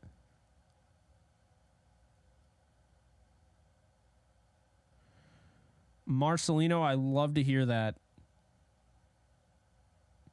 And by the way, newer fans rock too. Okay? Newer fans are cool. That's not bandwagon. Because everyone comes from different walks of life. That's the thing that's so cool about a community. Whether we're talking about a community where, I play Warzone, right? Play Call of Duty Warzone. That's a whole community, streaming community. People come from all different walks of life streaming that thing. Football, Rams, Jayhawks, MCU, horror. We have all these sub-communities. Everyone comes from different walks of life, and that is what is so cool about it. Because you'll just talk to whoever. You don't know who you're going to talk to.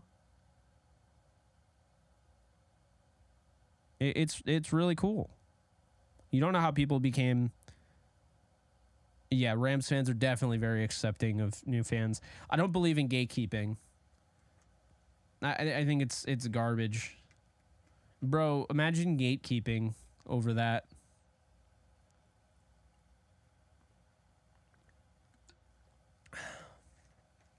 I turned my best friend into a Rams fan. Fun fact. I turned my best fan into a Rams fan. So what happened was his dad was a Falcons fan, and he likes some of the things his dad likes, but he was never like, I guess, raised to be a certain fan. So he liked the Patriots. He liked the Patriots when they beat the Rams in the Super Bowl because he was a little kid. He was trying to get into football, and he just picked the team that won that. So over time, he just realized, you know what? I don't know if I like the Patriots anymore. I'm going to try to like the Giants because, you know, I want a New York team. Then he realized they didn't like the Giants. He forced that because what you might not know is that every single Sunday he was going out and watching the Rams games with me. So I think he always liked the Rams, and I think he saw me get bullied in high school and in middle school and didn't want to also admit he liked the Rams. But when we went to LA in 2019, he ended up declaring that he was a Rams fan on a little Snapchat video. And yeah, it's funny. Because I mean, he's been watching the Rams with us for years. It's just kind of, it was assumed. And then he came out and admitted it. So yeah, it's cool, you know? I mean, I think it's just, I don't know. That's just the way it is. So, I mean, yeah, I turned my best friend into a Rams fan. I'm trying to think who else. I've turned a few people into Rams fans. I think there are also a lot of people out there that support me as a person and want me to succeed, and they know if the Rams do well, then I'm going to even do better as far as like growth and everything. And that's really cool. Like, I've heard that before. Like, oh yeah, I like the Dolphins, but you know, your family, and like when I see the Rams win, it makes me feel good because I know your channel is going to continue to grow because of stuff like that. And like, that's cool, you know? Winning definitely helps. Renegades, like, my family tried to convert me to a Raiders fan, but I politely decline every time. Guys, be sure to hit the subscribe button if you haven't already, and the follow button on Kick. Be sure to follow and be sure to like if you haven't already. We are at 174 people on YouTube. We got 9 people over on Kick. 84 likes. So if we can get those likes up past 100, that would be great. That's always my goal. I feel like getting triple digits, it always looks nice. YouTube feels good about it, and then they push your content more. Rams showed mad love to each other when we were out in public rocking our gear. Yeah, you know, it's funny. There's actually a decent amount of Rams fans in upstate New York. You would never know it. But we kind of took over a sports bar. I no longer go there because the dude literally... Here's a funny story. I lost my cool one day, believe it or not. Went full red, like whole face went red, lost my cool. We got a bunch of guys, including someone that watches this. I don't know if you're in here. You'll know what I'm talking about if you are. But we got a bunch of guys to go to the Rams and Steelers game, right? And... you know, the Rams and Steelers, when they played, it was Jared Goff didn't actually fumble, but those referees were terrible. Sean Smith was awful, all of that. They ended up losing that game. So the Rams-Steelers game was happening. We were going to the sports bar. We were doing a meetup. Okay, we've been watching these games with the Steelers fans for years. So we invited Rams fans as well that always go there. So we got a bunch of Steelers, a bunch of Rams fans, and then all of a sudden, okay, they tell us that we have to sit in a corner. Mind you, it's game day. It's Sunday. It is right before the game. And they say that we have to stay out of the way because they have a pickleball tournament in the middle of a sports bar. I'm not kidding you. That was a real thing. I ripped that owner in half. I don't think I've ever yelled at somebody like that before, but I just don't like stupidity, and I really don't like, because I have an entrepreneurial mindset, I don't like the whole idea of like you're a businessman and you make stupid business decisions. If you are if you have Rams and Steelers fans coming every single Sunday, okay, and watching those games, and they're consistent, use your head. If you're a business owner and you own a sports bar, have an event where you honor those people. You bring more of them in. You'd be like, all right, Steelers-Rams week. Get it on the big screen.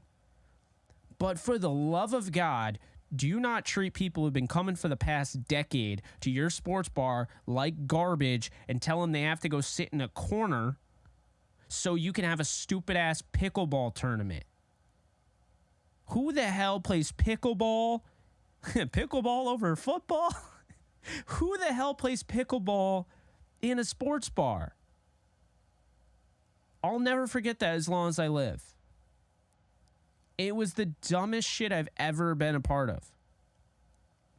Like, it was not pickleball on TV. It's worse. It was pickleball in person in the sports bar. Like, how on earth are you going to basically just push your clientele, your best clientele for the last decade aside? When I say we were going there for a decade, I'm not kidding you. I mean, I grew up with these people. I knew their mannerisms. I could tell you everything that they were going to say after a first down, certain player, certain coach. They would clap after, like, I mean, and this, like, this is what I'm talking. That's just a bad business move. And so that just irked me. So I ripped him in half. Dude ran away. He ran into his office. He told me to leave him alone. I mean, I'm a nice guy, but sometimes if you piss me off enough, I got some fire. I just I hate stupidity. I can't. Why did I bring that up? I cannot believe that they did that.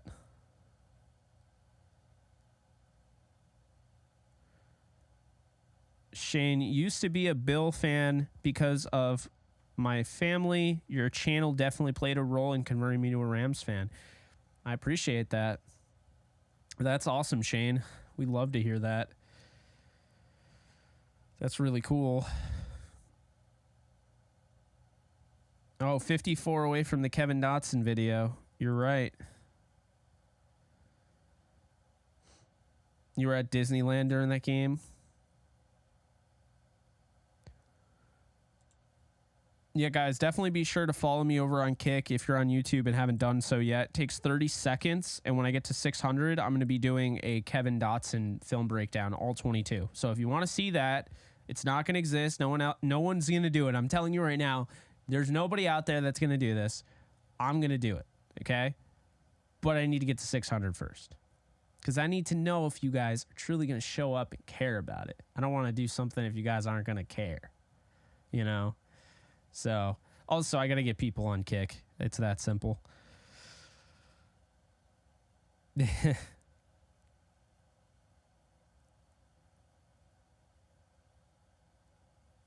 Yeah, see, my family, it was, you're a Rams fan. Like when I was born, I was raised a Rams fan, Yankee fan, Laker fan, Jayhawk fan.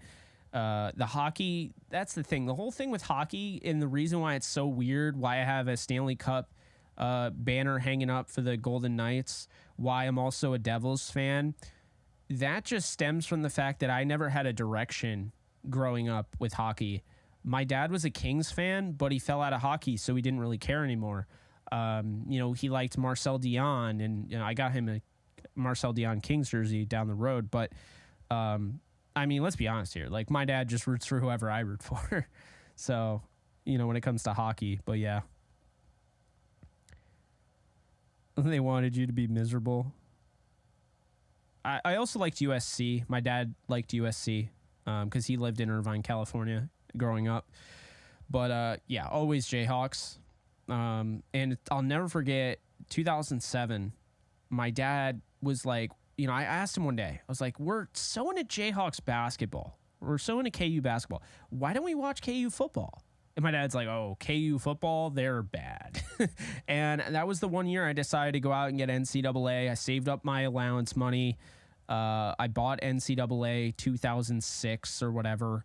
I went through and I changed all the jerseys in the Big 12 because those were pretty much all the teams that Kansas was going to play. And I went through the season and I started thinking to myself, I'm like, this number 5 Todd Reesing, I think he's going to be pretty good. And the season had not started yet. And I was like, I have a weird feeling about this team. Sure enough, Mark Mangino and the rest of this Kansas team, they ended up going 12-1 on the season, and they won the Orange Bowl. So, kind of crazy when you think about it.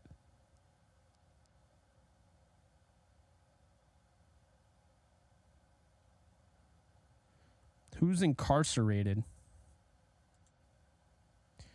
I think that the Eagles end up with Jonathan Taylor. I really do. That's the vibe I got.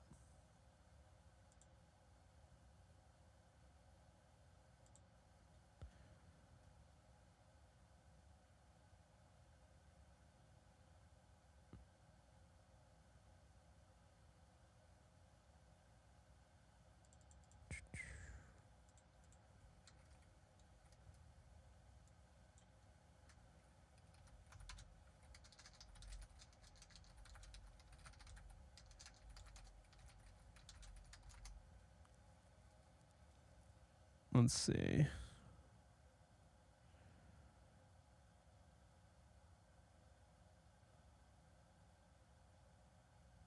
The Kelly Stafford thing. Oh,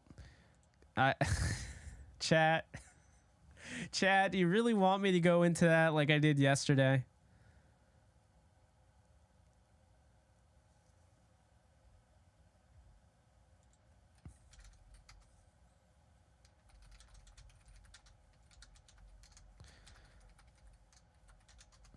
It's like yesterday someone asked me, and I mean no disrespect when I bring it up, but someone asked me like, what do you think about the Kelly Stafford, Matthew Stafford thing? And I'm like, bruh, that is TMZ. I guess I'm going through it again. I am only going to cover things that like go around football. Going back to the Carson Wentz bit, right? People don't like his politics. People don't like his hunting, whatever. As long as he's not Deshaun Watsoning or he's not, what's his name? Greg Hardy? Yeah, Greg Hardy. As long as he's not Greg Hardy, right? I don't care. It doesn't affect football for me.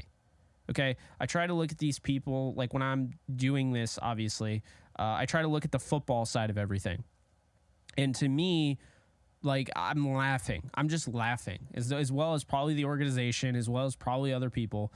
I know other people are laughing. Oh, well, I don't know if Matthew Stafford is going to have a good year because the people who are younger on the roster are calling him sir.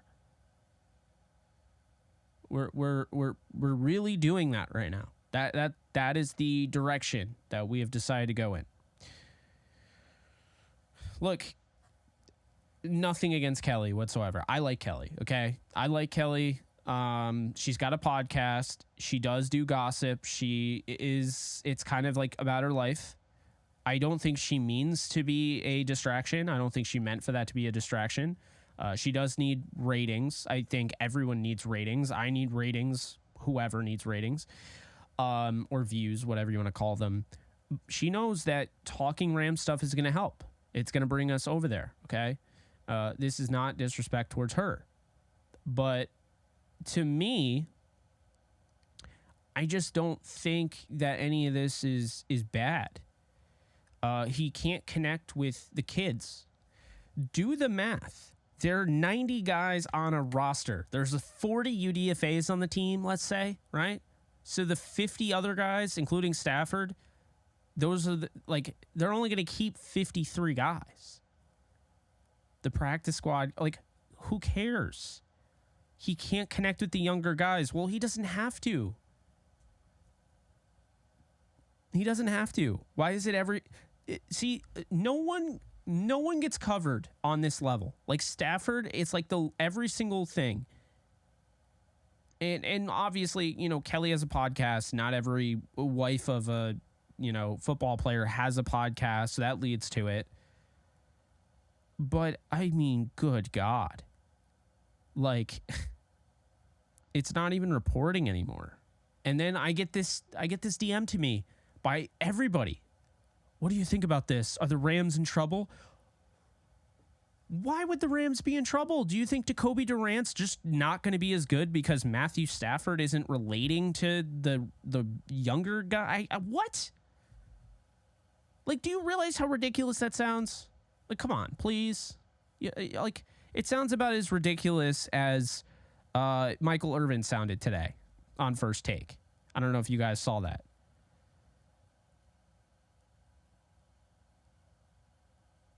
I'm dual streaming on Kick. There's the link. It's just like, I don't know, man. Did you guys see that Michael Irvin bit?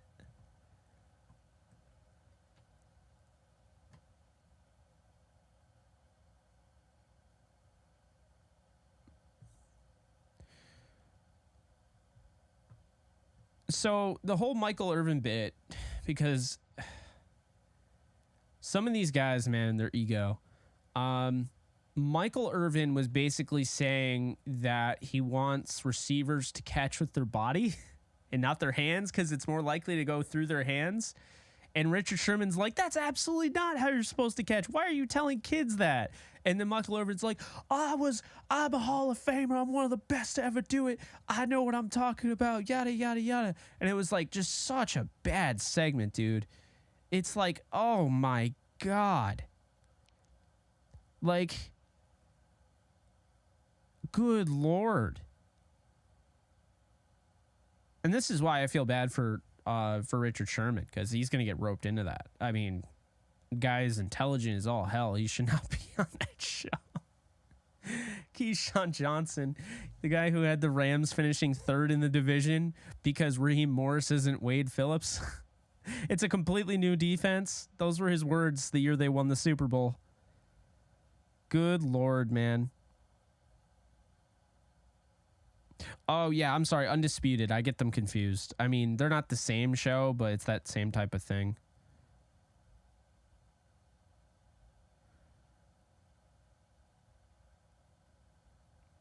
Alex, I'm 30 years old. I don't understand half the shit most 20-year-olds are talking about nowadays. LOL. And staff is like 6 years on me. Exactly. Okay, so I'm 27. I'll be 28 in October.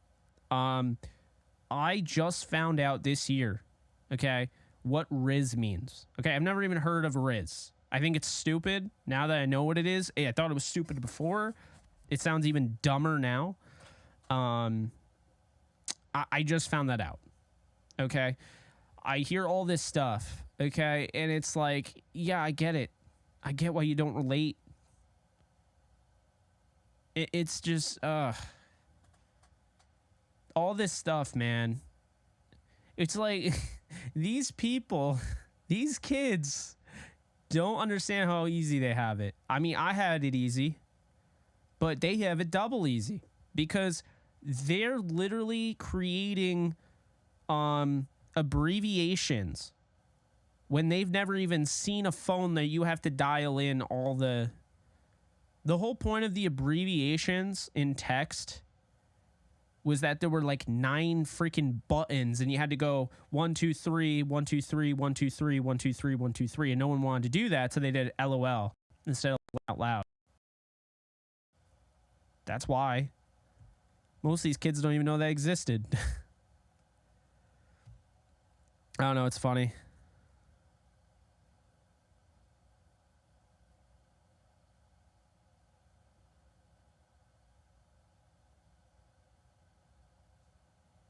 Totally scripted, made up argument because those gloves catch everything. They do. I'm a Riz Lord, by the way. My son had to tell me what Riz is. Yep, there you go. I noticed Kelly's rant about Glock 9 being disrespectful with quarterback tiers didn't get the coverage, but yeah, no, that didn't get the coverage because that wasn't going to cause a stir.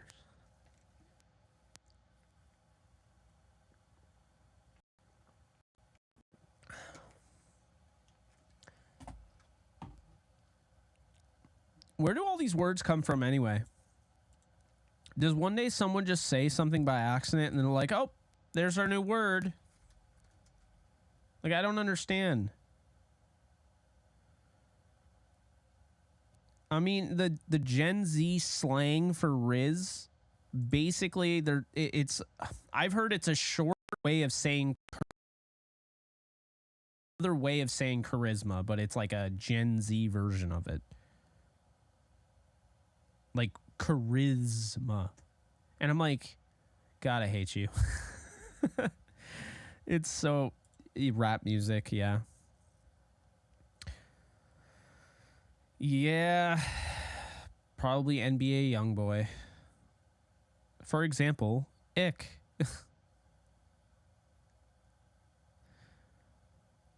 Yeah, exactly. I'm that old guy now. That's how you know. Good Lord. Riz. You never know what we're going to talk about on here. It's TikTok lingo. Oh, yeah. TikTok is like the literal worst. Use it all the time. They just like, doom scrolling late at night. You can't sleep. Oh, just scroll on TikTok. It's bad.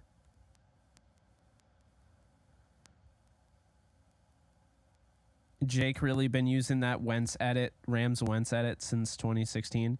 Well, unless you can make a Rams edit for me that's actually good with the new uniforms, then I'm going to keep using that edit.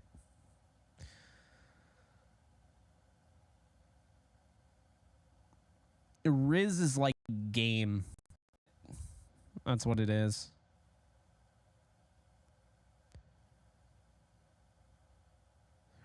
Nolan, you do you. I'm not judging. Not judging. But I will say, I will make a point. If you are doing content, I can't hate on you, right? I respect you for it. To a degree, okay? Some content, like whatever Fauci was doing, swatting himself, we already talked about that, but that is just not my type of stuff. The shock value stuff, I hate that. But I'll give you credit for doing content. Max, thank you for subscribing. What I don't like on TikTok, okay, is when people have those NPC. Do you know what I'm talking about? Those NPC videos? What the hell is that? What the hell is that? It like makes me so upset. It's so stupid. Like, no doubt, I know what an NPC is. I've been playing video games I was 2. But, like, oh my goodness. Fantasy football punishment. Loser has to do the TikTok NPC trend for 2 hours. Oh, Lord. Paddock Jake, guess who's going to be a Ram tomorrow?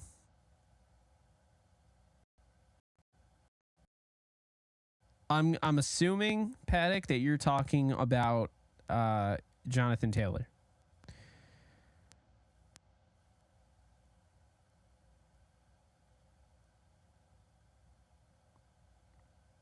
Nothing against Jonathan Taylor, but I don't understand because it's not a need.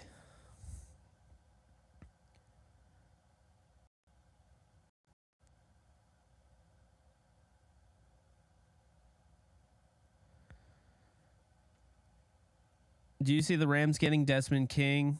I don't see it, but I mean, I like Desmond King. It sure would be funny to have him on the same team as John Johnson when I got mad at them for picking John Johnson in the draft because I wanted Desmond King.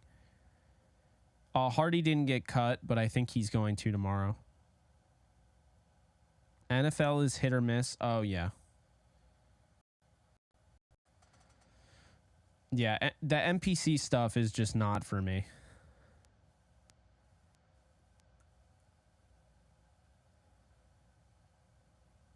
That's another one. What the hell? Like, cap? I do not like cap.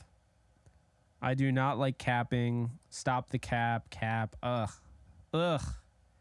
It just sounds... Ugh.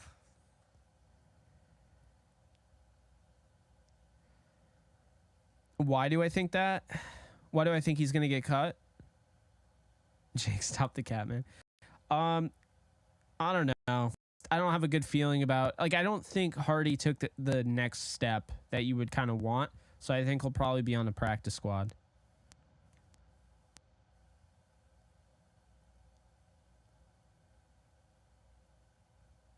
Max, what's up? Hey, appreciate you. Appreciate the love. That's what it's all about, you know? Uncle Jake.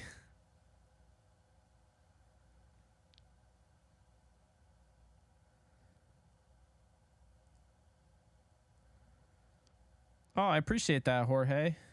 Hopefully you feel welcome and at home. That's what I want my chat to be. And they pretty much almost always are. We get a couple weirdos every now and then. I mean, everyone's welcome at the end of the day. Just don't be an asshole. It's very, very simple rule to follow. It costs $0.00 to be nice.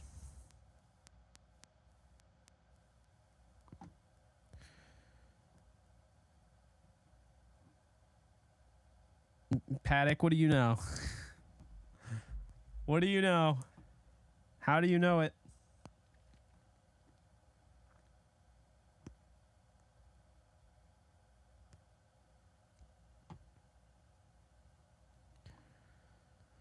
I really like what you are doing, bro. Way to put in the work. Always come here for Rams news.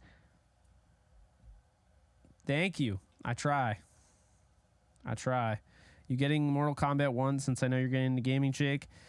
Mortal Kombat would kick my ass on a whole other level. Like, I am not good at Mortal Kombat. I've never been good at it.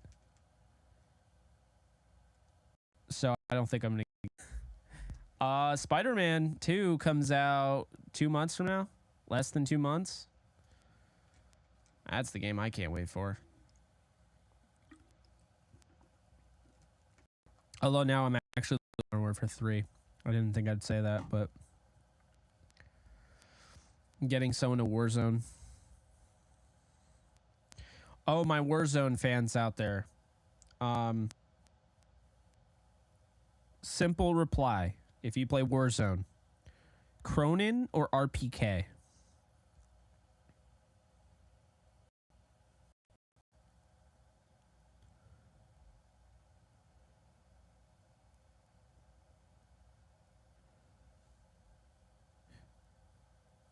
RPK. Castleton from preseason, like the summer league. Is that who you're talking about? Stanfield. Who's Stanfield?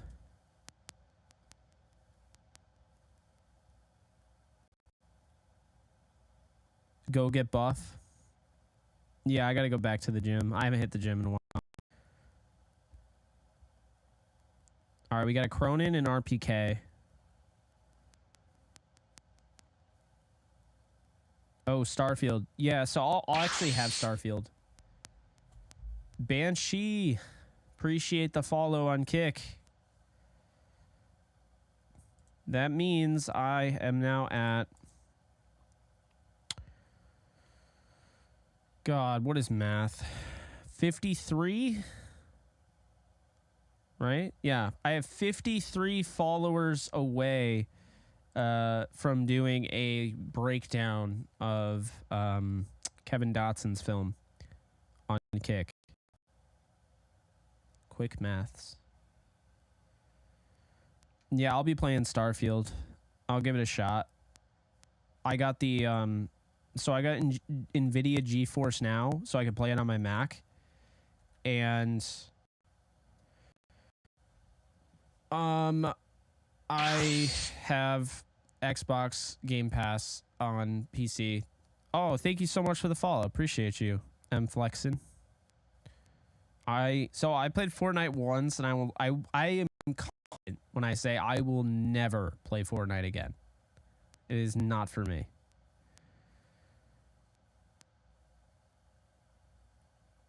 I don't think Charmin Ultra Soft. I think it'll be solid. Is Kick an app or website? Thinking of following you there. It's both, Jorge. And I stream there every night. So definitely feel free to stop by. Gaming, but I also do film breakdowns on there. All the JE Lives are on there.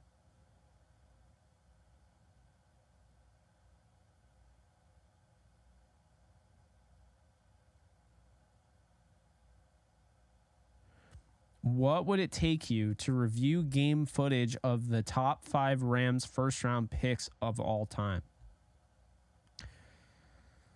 How would I get the game footage? You mean just regular video, or do you mean all 22? Because I don't think I'd have access to all 22. That'd be hard to get.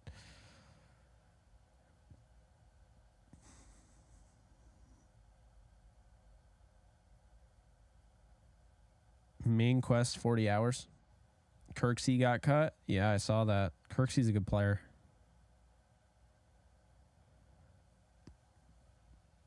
Kirksey is a good player. People play Dead by Daylight. I see it. They stream it. You play Madden 2004 still? I mean, I don't blame you. Madden 2003 is my favorite Madden. I have that on my computer, actually. I play that every now and then. It's fun to go back. Yo Murphy, Terrence Wilkins returning kicks. Got Marshall Faulk going out for a running back fly route.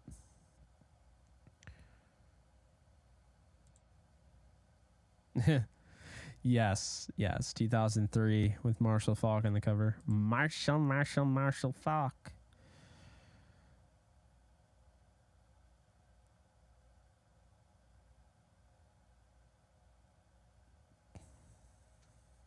I really think Demarcus Robinson is going to be one of Matthew Stafford's favorite targets.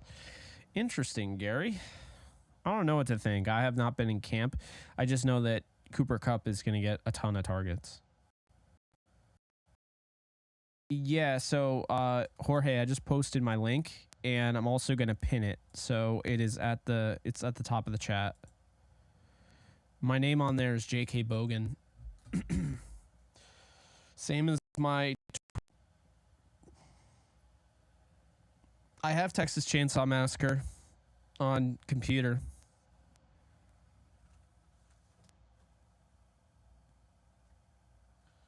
It is so damn hot. I hope this doesn't sound really loud. Let me know. Can you hear that fan? And if you can hear it, how loud is it? Is it really loud? I mean, I am just soaked. My back is full of sweat because it's so hot down here. Can't hear it. Should have just left it. There's no buzzing. Okay, cool. That's a win. It was stolen. What's up, Andrew? You're hot. You don't hear anything? Blast that baby.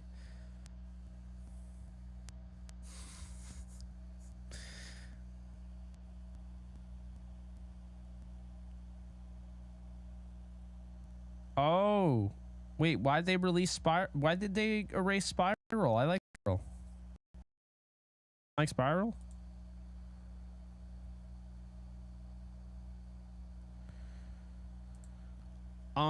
Like, can you stream from PS5 to Kick? Is that what you're asking?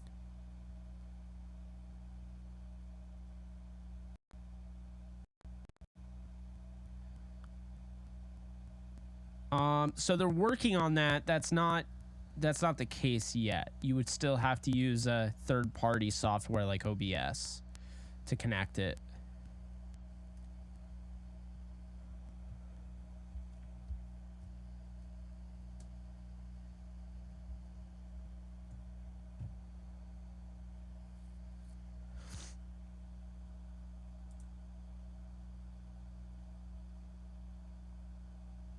Do I know what bogan is in Australia? Do I want to know? I know Ellenbogen, excuse me, is German for elbow. But what Nintendo Switch games do you play, Jake? I never play the Switch anymore. It's sad. I need to. I've been so busy. The only Switch games I really play: Fire Emblem, the new one, whatever it is, Warriors, Legends. I don't know, but the new Fire Emblem game, Zelda Breath of the Wild, and Pokemon. What the hell is it? Well, I guess it's 3 Pokemon games. Arceus, I really like. I beat Scarlet. And Let's Go Pikachu. So, oh, and Diamond. I think. I don't know. I think it's Diamond. It's not Fire Emblem Three Houses, but I hear it is goated. No, it's the other one. It's the one that came after. I cannot think of the name of it, but I was really into it, and then, I don't know, I got busy. I think really what it came down to is before I was streaming, I wasn't ever playing video games. Like, my PlayStation 5 was collecting dust. Like, I was never playing it. And then during that time, I was just, like, taking that time late at night, I would play Switch, and now it's like I play video games. Gage, I think it is, yeah. The one that with that character, he's got split blue and red hair. Yeah, I think it's Engage.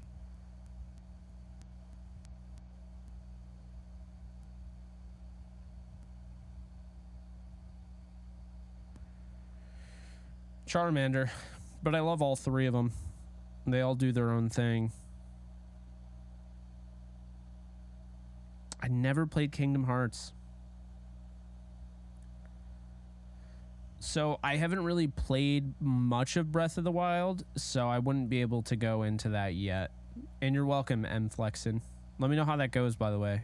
I definitely recommend streaming on Kick. They're going to an hourly rate program where they're actually going to pay you hourly to stream. That'll be in probably December. And I don't know how much it'll be, but it'll be in December.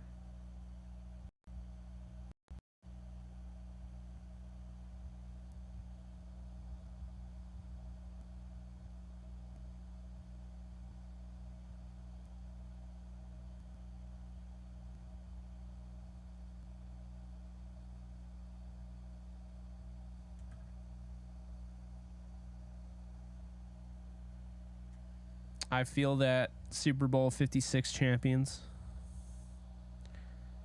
Definitely feel that. I heard Tears of the Kingdom is amazing.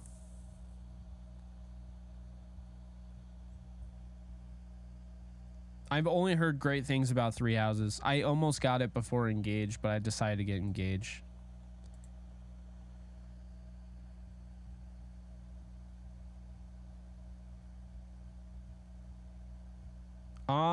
Jack, that is the least craziest take I've seen all day. That's a very level-headed take. You trust the older veteran quarterback to win football games as QB2 if he has to play than you do as the rookie or Rippin. Like, that's pretty much what I've been saying.